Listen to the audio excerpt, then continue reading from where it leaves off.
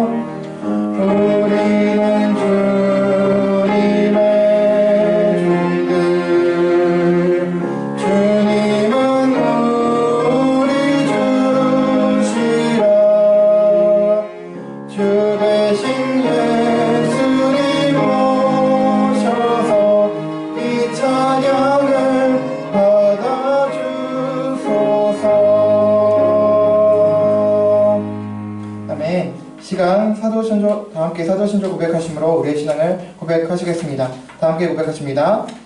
나는 전능하신 아버지 하나님 천지의 창조주를 믿습니다. 나는 그의 유일하신 아들 우리 주 예수 그리스도를 믿습니다. 그는 성령으로 잉태되어 동정녀 마리아에게서 나시고 본디오 빌라도에게 고난을 받아 십자가에 못 박혀 죽으시고 장사된 지 사흘 만에 죽은 자 가운데서 다시 살아나셨으며 하늘에 오르시어 전능하신 아버지 하나님 우편에 앉아 계시다가 거기로부터 살아있는 자와 죽은 자를 심판하러 오십니다. 나는 성령을 믿으며 거룩한 공교회와 성도의 교제와 죄를 용서받는 것과 몸의 부활과 영생을 믿습니다. 아멘. 이 시간 특주 순서가 있겠습니다. 마음으로 함께 정리하도록 하겠습니다.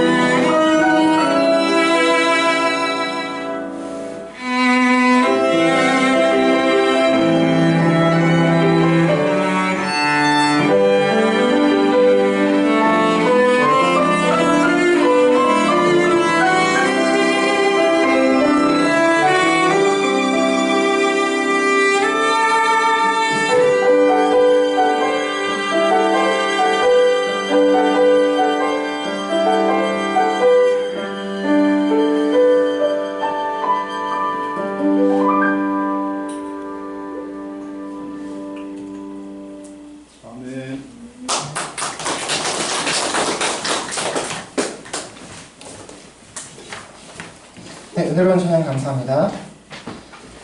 네, 이 시간 김자희 목사님 나오셔서 오늘 설교 본문 봉독 인도 및 설교까지 해주시겠습니다. 은혜 많이 받으시기 바랍니다.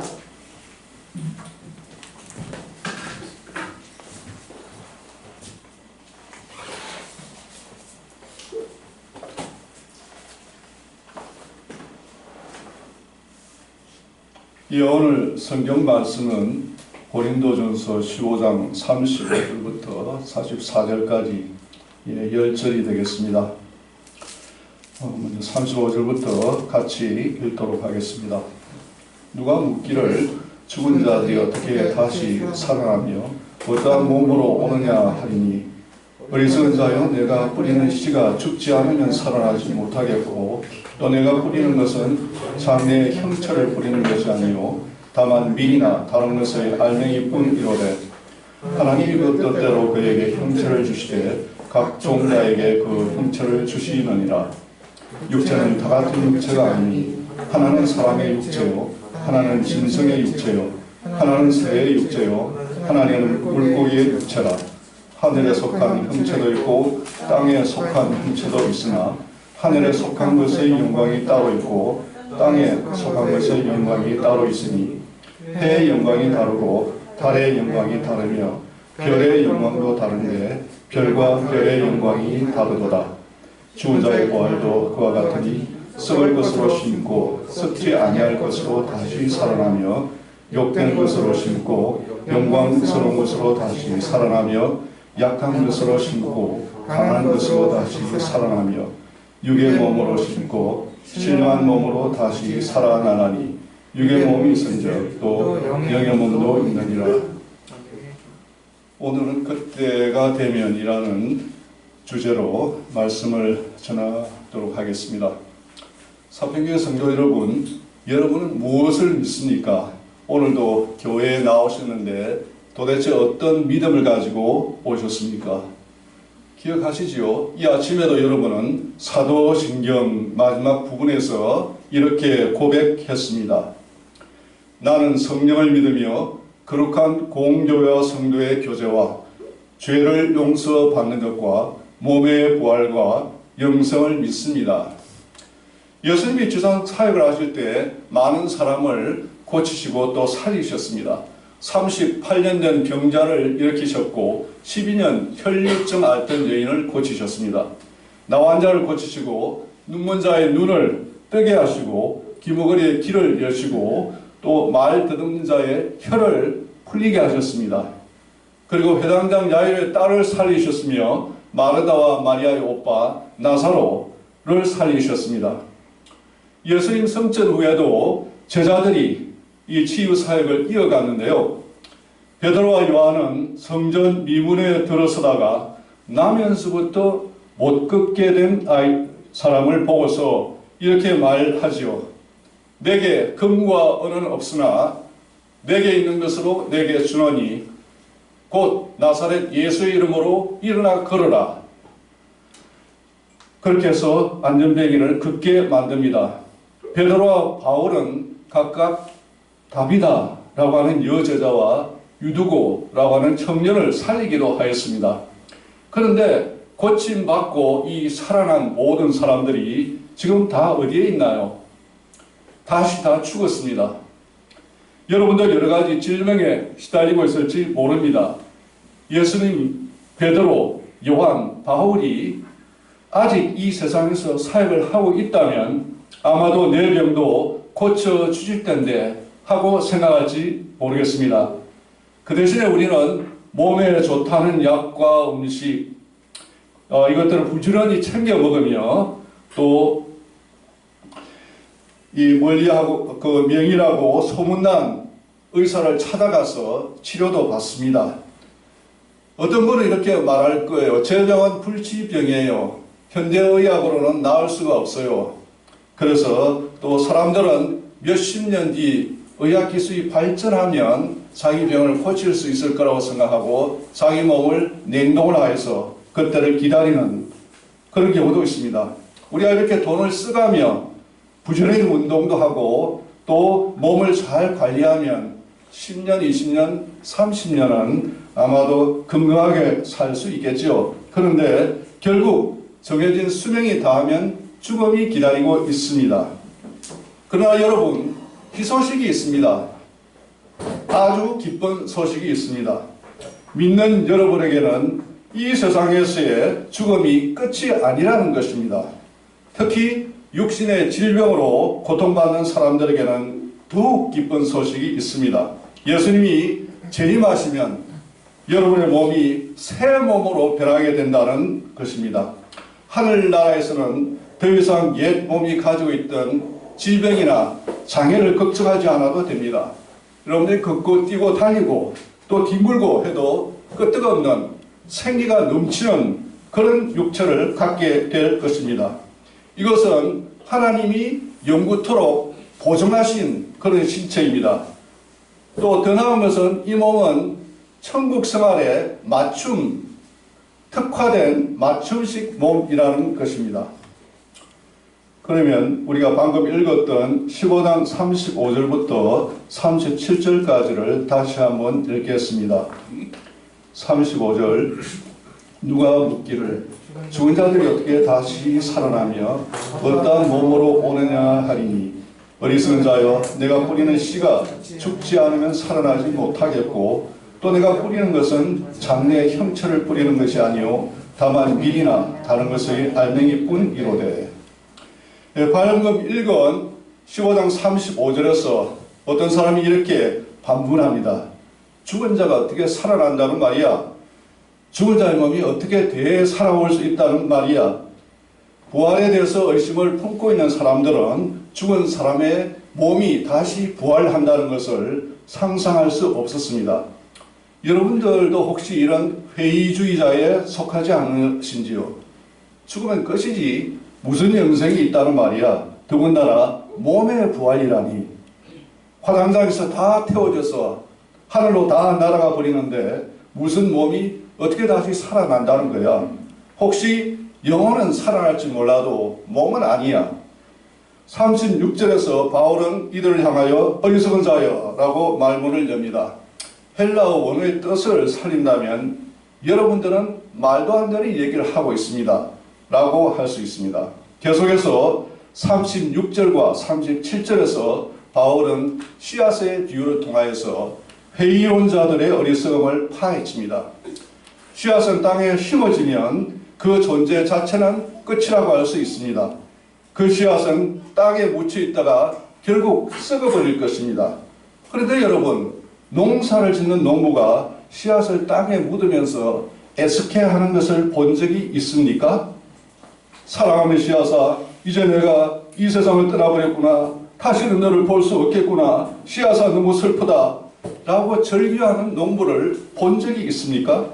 왜 농부는 씨를 뿌리고 슬퍼하지 않을까요? 그것은 이 씨가 죽어야 새로운 존재로 거듭날 수 있기 때문입니다. 36절에서 너의 뿌리는 씨가 죽지 않으면 살아나지 못한다고 합니다. 37절을 유진 피터슨 목사님은 이렇게 풀어서 설명합니다. 여러분이 죽은 씨앗을 심으면 곧 거기서 무성한 식물이 자라납니다. 씨앗과 식물 사이에 눈에 보이는 비슷한 부분은 없습니다. 토마토 씨앗을 보고 과연 토마토가 어떻게 생겼을까 절대 상상하지 못할 것입니다. 우리가 흙에 심은 것과 거기로부터 자라는 것은 서로 간에 닮은 데라고는 한 군데도 없습니다. 우리가 땅에 묻었던 죽은 몸과 거기로부터 부활한 몸은 전적으로 다를 것입니다.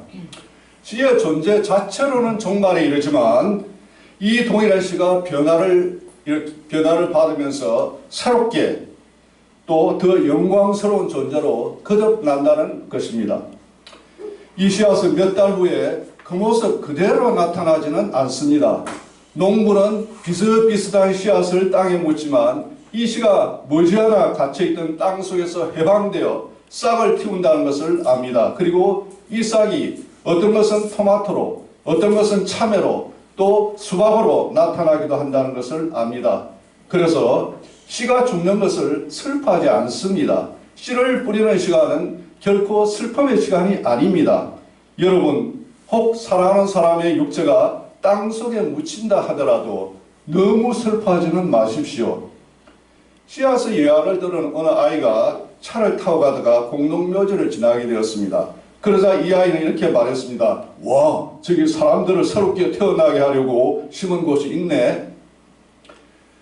맥스 루케이더 목사님은 이렇게 말씀하십니다. 우리가 무덤가에서 드리는 예배는 누구를 묻는 것이 아니라 심는 과정입니다. 다시 한번 말씀드리겠습니다. 우리가 무덤가에서 드리는 예배는 누구를 묻는 것이 아니라 심는 과정입니다.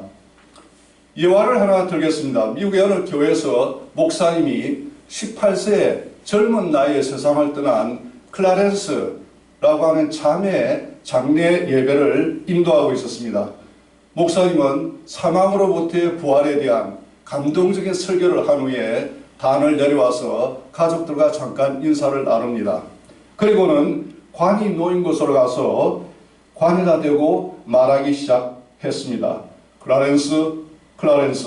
그의 음성에는 권위가 있었고 또 마치 그 음성을 듣고 관에 누워있는 클라렌스가 벌떡 일어날 것 같았습니다.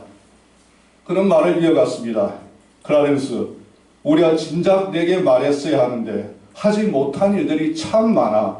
지금이라도 내게 말해 주려고 해. 그리고는 목사님은 클라렌스가 살아있는 동안 얼마나 많은 일들을 사람들을 위해서 예수님의 이름으로 했는가 하는 것을 조목조목 말씀하시기 시작했습니다. 마침내 말을 다 마친 후에 이렇게 말했습니다. 클라렌스, 이게 다야. 이제 더 이상 할 말이 없네. 그 할 말이 없어지면 그래도 할 수 있는 마지막 한마디 말이 있지. 오늘도 좋은 꿈 꾸면서 잘 자. 굿나잇 클라렌스. 그리고 그는 관 뚜껑을 잡고는 큰 소리가 꽝 나도록 힘껏 닫았습니다. 굿나잇 클라렌스. 이 순간 고요한 정적이 이 장소를 덮고 있었습니다. 그는 청중을 향해서 서서히 몸을 돌리면서 그리고는 청중들을 향해서 바라보는 그의 얼굴에 미소가 번져 있었습니다. 이렇게 말했습니다. 굿나잇 클라렌스. 굿나잇 클라렌스. 나는 하나님이 내게 내일이면 더 좋은 아침 굿모닝을 주실 것을 알기 때문에 이렇게 굿나잇이라고 말할 수 있는 거야. 그러자 성가대가 일어나서 부활의 찬송을 부르기 시작했습니다. 또한 청중들도 함께 일어나서 찬양을 하며 서로 포옹을 하고 기뻐했습니다.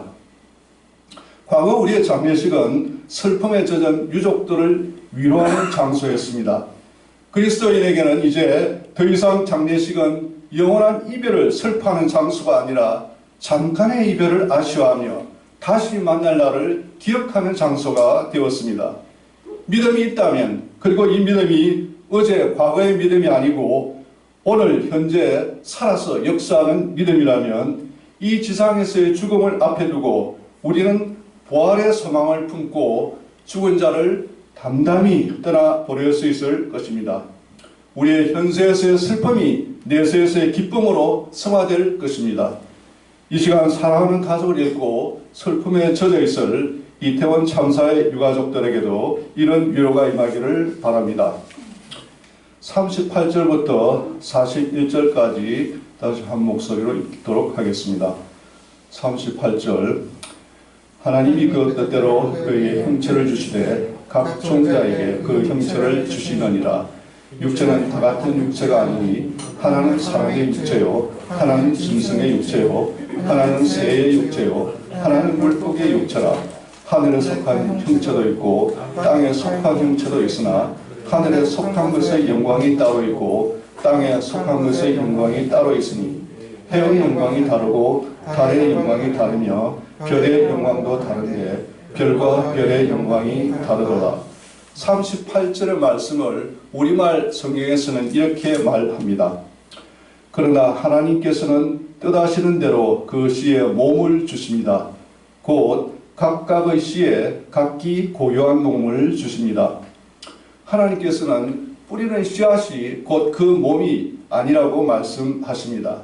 우리의 고장나고 망가진 그리고 훼손된 옛 육체를 보면서 우리가 앞으로 입을 새 육체를 그려볼 수는 없다는 것입니다. 여러분에게 누군가가 씨앗을 주었다고 생각해 보시지요. 이 씨앗을 아무리 뚫어져라 쳐다보아도 이 씨앗으로부터 어떤 식물이 나올지 상상할 수가 없습니다. 이처럼 우리 현재의 몸을 아무리 샅샅이 살펴보아도 앞으로 우리가 입을 부활의 몸에 대한 어떤 단서도 얻을 수가 없습니다. 이 세상에서의 죽음 이후 변화된 몸의 형태를 주시는 분은 하나님이십니다. 하나님께서 그분의 의도로 우리 몸을 창조하고 설계하여 새 몸을 만드실 것입니다. 그 몸은 예전의 나와 동일한 나이지만 또한 부활한 나의 삶에 적합하게 설계된 영화롭게 변화된 나일 것입니다. 우리 몸의 변화를 한번 생각해 보죠. 신생아가 젖먹이 아이가 되고 10대, 20대, 30대를 거쳐서 중년 그리고 노인이 되어가면서 몸의 변화를 겪습니다. 젖먹이 아기 때인 나와 40대의 나는 동일한 나이입니다. 그런데 40년 만에 나의 젖먹이 때 모습만 기억하는 사람을 우연히 만나게 되었다고 생각합시다. 그러나 그는 나를 알아보지 못할 것입니다. 그래도 나는 나입니다. 마찬가지로 몸의 부활 이후의 나의 모습을 지금은 상상조차 할 수 없습니다. 이런 변화가 어떻게 가능할까요? 하나님이시기 때문에 가능합니다. 하나님은 무한한 자원을 소유하고 계십니다. 39절부터 41절까지 보면 하나님은 조건과 환경에 따라서 가장 적합한 유기체를 창조하셨습니다. 땅에는 짐승을, 바다에는 물고기를, 하늘에는 새를, 또 넓은 우주 공간에는 해와 달과 별들을 만드셨습니다. 그리고 인간의 육체는 동물의 육체와 다르며 해의 형체는 달의 형체와 다르다고 하였습니다. 하나님은 가장 적합한 육체와 형체를 사용하여 피조물을 창조하셨습니다. 마찬가지로 하나님은 가장 적절한 방식으로 우리 몸을 부활시킬 것입니다. 우리 몸이 어떻게 부활할까라고 걱정하지 마십시오. 42절부터 44절까지를 다시 읽겠습니다. 42절 죽은 자의 부활도 그와 같으니 썩을 것으로 심고 썩지 아니할 것으로 다시 살아나며 욕된 것으로 심고 영광스러운 것으로 다시 살아나며 약한 것으로 심고 강한 것으로 다시 살아나며 육의 몸으로 심고 신령한 몸으로 다시 살아나니 육의 몸이 있은즉 또 영의 몸도 있느니라. 방금 읽은 42절부터 43절까지는 우리 몸이 하나님께서 어떤 방향으로 변화시킬지 하는 것을 보여주고 있습니다. 현재 삶을 위해서 주어진 평범한 우리의 몸은 죽은 자의 부활을 통해서 새로운 몸으로 탄생할 것입니다. 썩는 것에서 썩지 않을 것으로, 욕된 것에서 영광스러운 것으로, 약한 것에서 강한 것으로 다시 살아납니다. 첫째, 썩는 자로 심어진 것이 썩는 것의 역방향으로 되살아날 것입니다. 말이 좀 어렵죠? 썩을 것이 썩지 않을 것으로 변한다라고 해도 될 텐데 굳이 썩는 것의 역방향으로 되살아난다고 한 것은 이유가 있습니다. 여기서 썩는다는 것은 어떤 상태를 의미하는 것이 아닙니다. 과정을 의미합니다. 우리의 신체 능력이 감소하면 몸의 연약함으로 이어지고 쉽게 피곤해지며 최종적으로 신체 활동이 완전히 멈추는 상태로 끝나게 됩니다. 돌아가신 제 아버님은 한시도 몸을 쉬지 않으셨습니다. 저와는 달리 그렇게 부지는 하실 수가 없었습니다. 그러던 분이 점차 기력이 쇠하시더니 돌아가시기 전에는 손가락 하나 까딱하는 것도 싫다고 하실 만큼 힘들어 하셨습니다. 아마 제 나이거나 더 나이 드신 분은 이런 과정을 실감하실 것입니다. 즉, 이 세상의 우리 몸은 젊을 때부터 서서히 죽기 시작해서 결국은 죽음에 이르는 과정을 거치게 됩니다. 그런데 이렇게 썩어가는 것의 반대는 썩지 않는 것이 아닙니다. 썩어가는 것은 상태가 아니라 과정입니다. 따라서 썩지 않는 것으로 되살아난다고 하는 것은 부패의 과정과는 반대 방향으로 다시 살아나는 과정이 진행된다는 것입니다. 활력과 힘이 쇠하기는커녕 매일 매 순간 더욱 증가하는 것을 뜻합니다. 음악적 용어로 엄청 약하게라는 피아니시시모가 엄청 강하게라는 포르티시시모로 갑자기 전환되는 게 아닙니다. 이것은 점점 약해짐이라는 디크레센도라는 과정이 점점 강해짐이라는 크레센도라는 과정으로 변화하는 것입니다. 이것은 새로운 부활의 활력과 생명이라는 젊음을 다시 회복하는 것입니다. 써버린 것을 끊임없이 새 것으로 바꾸어 주기 때문에 언제나 지금의 젊음을 유지한다는 것입니다. 둘째, 비천한 것으로 심어지지만 영광스럽게 살아납니다. 부활 이전에 우리 몸은 영광과는 거리가 멉니다. 타락한 인간은 자기 몸을 마음대로 굴리며 쓰지 말아야 할 곳에 씁니다. 이것은 비천하고 수치스럽습니다. 그런데 부활 이후의 새 몸은 우리의 경탄을 자아내며 무게감 있고 위풍당당합니다. 사랑받는 사람이 행복감에 겨워서 얼굴에 빛이 나듯이 그렇게 온몸에서 광채가 날 것입니다. 우리의 몸은 영광스러운 몸으로 살아날 것입니다. 셋째, 약한 것으로 심어지지만 강한 것으로 살아납니다. 옛 몸은 살아가면서 겪게 되는 육체적 손상이라든가 장애, 사고로 인해서 약하게 됩니다. 또 각종 중독이나 과도한 쾌락의 추구 또는 스트레스 등으로 인해서 심하게 망가지게 됩니다. 반면에 부활의 새 몸을 짓누르거나 소진하는 것은 존재하지 않습니다. 오직 새 창조의 생명을 위한 강한 능력만이 존재할 뿐입니다. 결론적으로 44절에서는 보통의 사람의 몸으로 심어지지만 영적인 몸으로 되살아난다고 합니다. 부활의 새 몸의 특징은 끊임없이 우리를 변화시키는 성령님의 능력입니다. 부활 이전의 옛 몸은 단지 부분적으로만 성령님의 영향하에 있어서 때로는 관리소홀, 게으름, 부주의 때문에 손상됩니다. 부활의 몸은 그러나 성령님에게 완전히 개방되어 있어서 회복과 영광 그리고 강함을 가지고 오며 성령님이 형성하시고자 하는 몸으로 만들어질 것입니다. 44절 후반부에서 말하는 바와 같이 영적인 몸은 성령님의 임재와 부활의 특징을 지니게 됩니다. 그러나 새 몸도 옛날 몸과 같이 우리의 정체성, 우리의 인격을 유지하며 모든 기능을 동일하게 가질 것입니다. 물론 부활의 몸은 예수님께서 제자에게 나타나서 보여주셨듯이 환경에 따라 다양한 형태를 취할 수도 있을 것입니다. 여러분, 어서 이런 몸으로 바꾸고 싶지 않으십니까? 그런데 아직은 누구도 이 몸을 가질 수가 없습니다.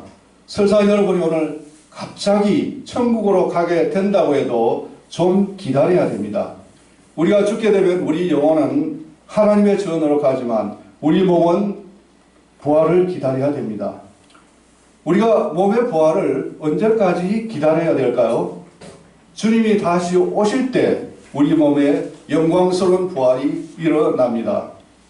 고린도전서 15장 51절부터 53절까지를 같이 읽도록 하겠습니다. 51절 보라 내가 너에게 비밀을 말하노니 우리가 다 잠잘 것이 아니요 마지막 나팔에 순식간에 호련이 다 변화되리니 나팔 소리가 나매 죽은 자들이 썩지 아니할 것으로 다시 살아나고 우리도 변화되리라. 이 썩을 것이 반드시 썩지 아니할 것을 입겠고 이 죽을 것이 죽지 아니함을 입으리로다. 예수님은 육신의 연약함 때문에 고통받고 있는 우리의 낮은 몸을 영광의 몸으로 변화시키십니다. 이 몸은 신령한 몸으로서 하나님께서 영원히 보존하는 몸입니다. 이 썩을 몸이 영광의 몸으로 변화될 때 우리는 육신의 연약함과 제약으로부터 영원히 벗어날 수가 있을 것입니다. 이런 예화가 있습니다. 영국의 어느 병실에서 아주 어려서부터 소경이었던 소녀가 눈 수술을 받았습니다. 불행히도 수술은 실패로 돌아가고 이에 절망한 소녀는 몇 번이나 자살을 시도했습니다. 그러던 어느 날 한 전도자가 이 소녀에게 복음을 전했고 소녀는 그리스도를 구주로 영접했습니다. 몇 주 의사들이 소녀에게 재수술 날짜를 통보하자 소녀는 이렇게 말했습니다. 이제 나는 수술이 필요 없어요. 예수님이 다시 오시는 날 나는 모든 것을 볼 수 있게 됩니다. 내가 볼 수 있게 되는 날 나는 처음 보는 분이 예수님이기를 바랍니다. 그 전에는 아무것도 보고 싶지 않아요.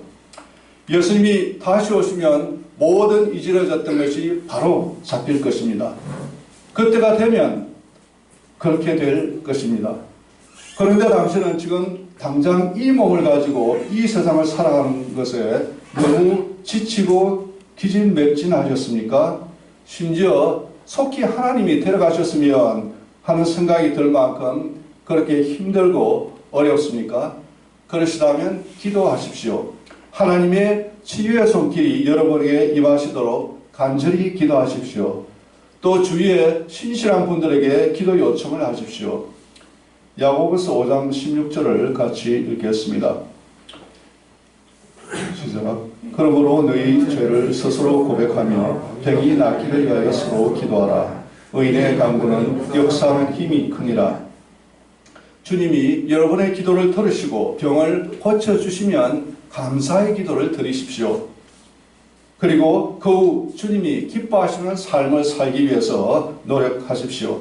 그러나 주님은 어떤 이유인지 우리 병을 고쳐주지 않으시고 현재의 몸 그대로 살게 하시기도 합니다. 바울 사도도 자신의 병이 너무 고통스러워서 이 육체의 가시가 떠나가게 해달라고 3번이나 간구하였습니다. 그러나 하나님은 이렇게 응답했습니다. 고린도후서 12장 9절인데요. 같이 읽도록 하겠습니다. 시작. 나에게 이르시기를 내 은혜가 내게 족하도다. 이는 내 능력이 약한 데서 온전해짐이라 하신지라. 그러므로 도리어 크게 기뻐함으로 나의 여러 약한 것들에 대하여 자랑하리니 이는 그리스도의 능력이 내게 머물게 하려 함이라. 때로는 우리는 우리 육신의 연약함을 그대로 지닌 채 이 세상을 살아가야 할 수 있습니다. 10대 불의의 사고를 당해서 전신 마비가 된 에릭슨 타다도 그러하였습니다. 그러나 그녀는 이렇게 말합니다. 불구가 된 이 몸 어딘가에는 앞으로 내가 변화될 모습을 담은 씨앗이 숨어 있습니다. 그런 위축증으로 쓸모없어진 다리를 찬란하게 부활할 몸에 있을 다리와 비교해 보십시오. 현재의 마비 상태는 변화될 나를 더 멋진 존재로 부각시켜 줄 것입니다. 지금과는 변화 비교할 수조차 없는 모습일 것입니다. 하늘에 계신 예수님의 형상을 그대로 지닌 너무나도 아름다운 모습일 것입니다. 사평교회 성도 여러분, 우리의 몸이 아직도 그런 대로 쓸만한가요? 그러나 아무리 견고하고 튼튼하게 지어진 몸도 세월이 지나고 나이를 먹어가면 추위에 떨고 더위를 견디지 못하게 됩니다. 그러다가 결국 땅속에 묻히게 되겠죠. 그러나 예수님이 다시 오시면 우리의 옛 몸은 변하여 새 몸이 될 것입니다. 하늘나라에서 우리는 이 영광의 몸을 영원토록 누릴 것입니다. 잠시 지나가는 이 세상의 삶 가운데서도 이러한 소망을 가지고 살아가는 여러분이 되시기를 축원합니다. 말씀을 맺겠습니다. 우리 주위에는 암이나 기타 중병으로 인해 목숨이 경각에 있는 분도 있고 또 어떻게 할 수 없어서 그냥 그 몸 그대로 참으면서 견디는 사람들도 있습니다. 또 자녀의 장애로 인해서 고통받는 부모들도 있습니다. 우리 스스로를 봐도 점점 쇠약해가는 육체를 보면서 한숨 쉴 때도 있습니다. 그럼에도 우리는 힘들고 어려워도 이 세상에 사는 동안은 이 육체의 제약하에 살아가야 합니다. 그러나 우리에게는 소망이 있습니다. 주님이 다시 오실 때 우리의 병들었던 몸이 다시 살아나게 될 것입니다. 고장난 우리의 비천한 옛 몸이 영광의 몸으로 변화될 것입니다. 장애를 가진 자녀도 그때가 되면 장애가 없이 온전한 몸으로 다시 살게 될 것입니다. 그때가 되면 사랑하는 사평교회 성도 여러분, 이제 다시 한번 묻겠습니다. 여러분은 믿으십니까? 저는 믿습니다. 내 몸이 다시 사는 것을 믿습니다. 기도하겠습니다. 주님, 이 시간 특별히 육신의 연약함과 어려움으로 고통받는 성도들을 기억하여 주시고 치유하여 주소서. 또한 그때가 되면 우리의 몸을 영광의 몸으로 변화시켜 주실 것도 믿습니다. 주님이 다시 오실 날을 간절히 기다리며 감사함으로 우리 주 예수님의 이름으로 기도합니다. 오늘 부를 찬송은 찬송가 492장의 찬송이 되겠는데요. 1절, 2절만 부르도록 하겠습니다.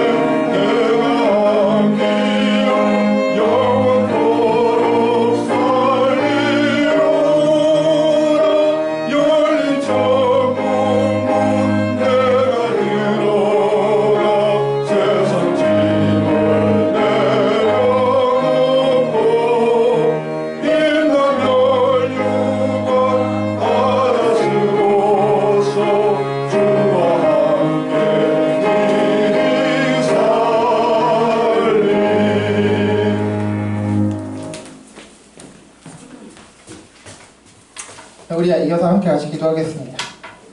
오늘 말씀과 찬양가를 생각하시면서 기도하실 때 지금 우리가 육체를 가지고 살아가고 있지만 우리에게 부활의 그 약속이 언약이 있다는 사실을 믿고 지금 혹시 육체적인 불편함과 또 여러 가지 어려움이 있을지라도 우리의 구원이 단순히 그냥 믿어서 천국 가는 걸로 끝나는 것이 아니라 영광스러운 몸으로 부활이 기다리고 있음을 생각하면서 소망을 가지는 삶을 살기를 원합니다.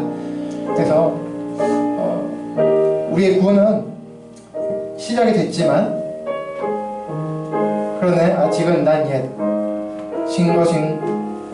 아직 이루어지지 않은 것인데요. 이루어졌으면서도 이루어지지 않은 주님 다시 오실 때 우리의 구원이 완성되는 것이거든요. 그래서 그날이 오기를 또 기대하고 소망하는 마음을 살기 원하고요.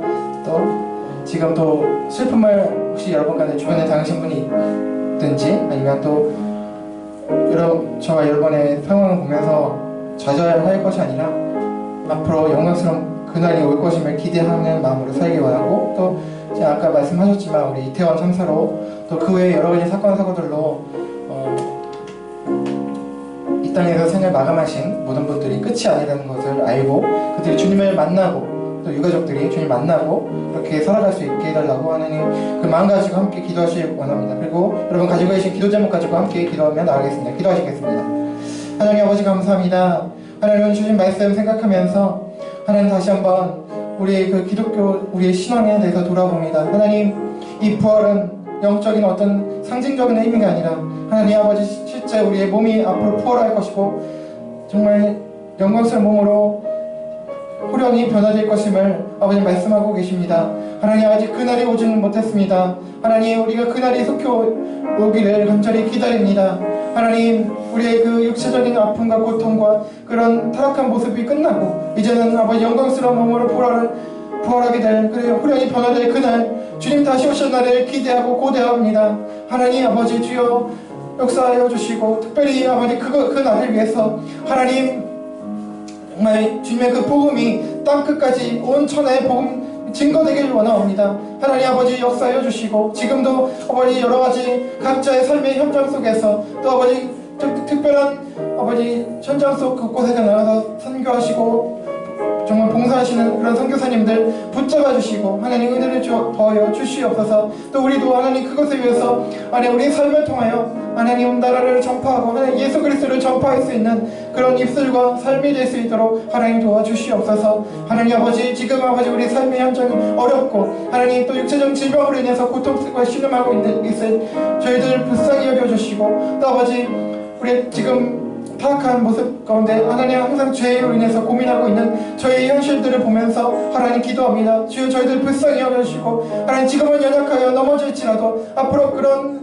상태를 넘어서는 부활의 그날을 호련히 변화될 그날 하나님 모든 악한 것이 끝나는 그날을 하나님 우리가 약속받았음을 고백합니다. 하나님 이 믿음 가지고 하나님 다시 한번 소망을 품고 나갈 수 있는 저희들 될 수 있도록 용기를 얻을 수 있는 저희들 될 수 있도록 인도하여 주시옵소서.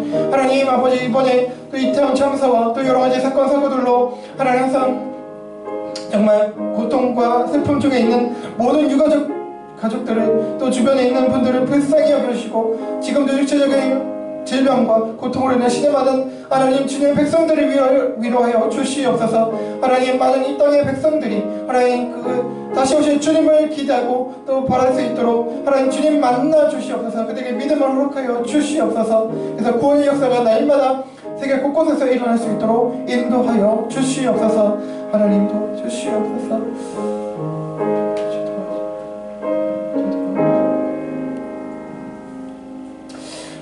살아계신 하나님 아버지 감사합니다. 하나님 오늘도 부활의 기쁜 소식을 저희가 들을 수 있게 하심을 감사합니다. 하나님 우리가 늘 알고 있고 믿고 있는 내용이지만 하나님 우리가 다시 한번 돌아보면서 우리가 부활의 그 소망을 가지고 있는지 또 정말 확실히 믿고 있는지 항상 돌아보길 원합니다.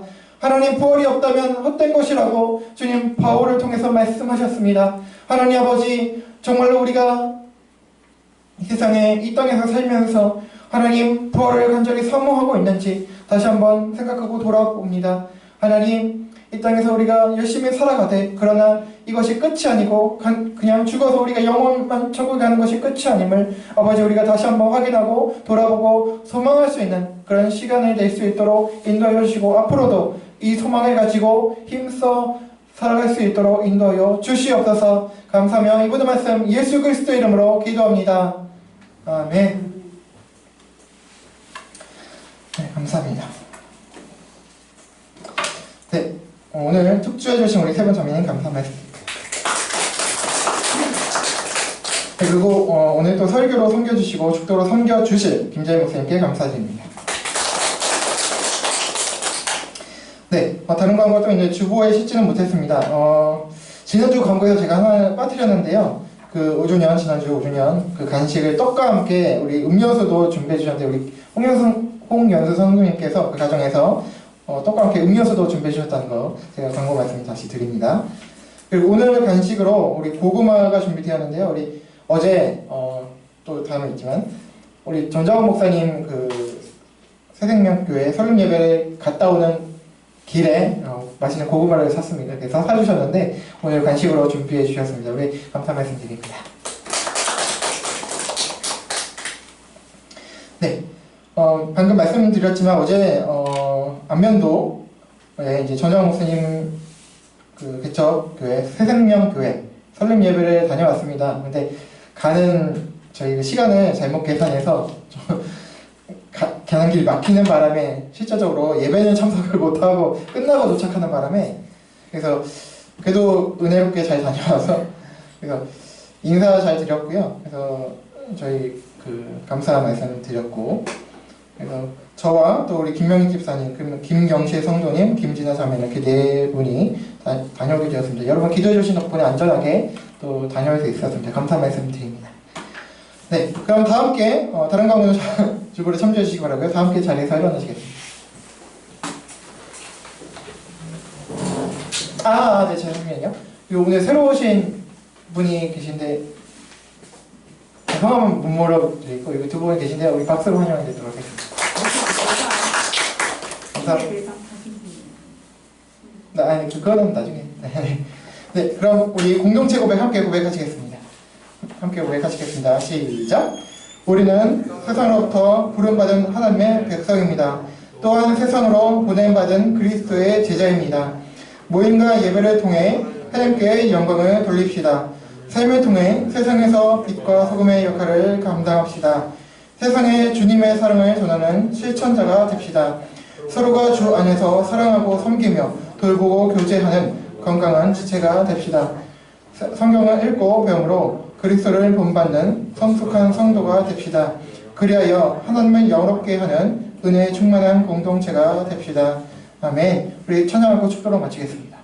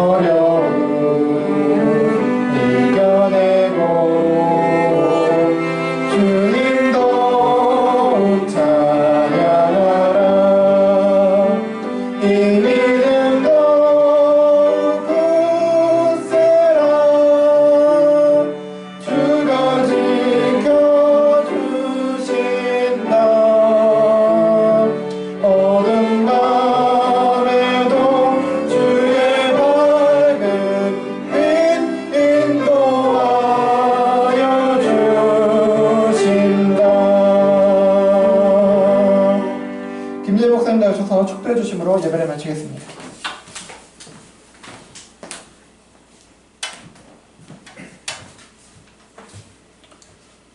지금은 우리 주 예수 그리스도의 은혜와 하나님 아버지의 크신 사랑과 성령님의 강화 교통하심이 그때가 되면 우리의 연약한 옛 몸이 변하여 영광의 새 몸으로 변화될 것을 믿는 사평교회 성도들, 그리고 선교제에서 오늘도 영광의 그날을 기다리며 사역하는 선교사님들과 그 가정 위에 영원히 함께할지어다. 아멘. 아멘.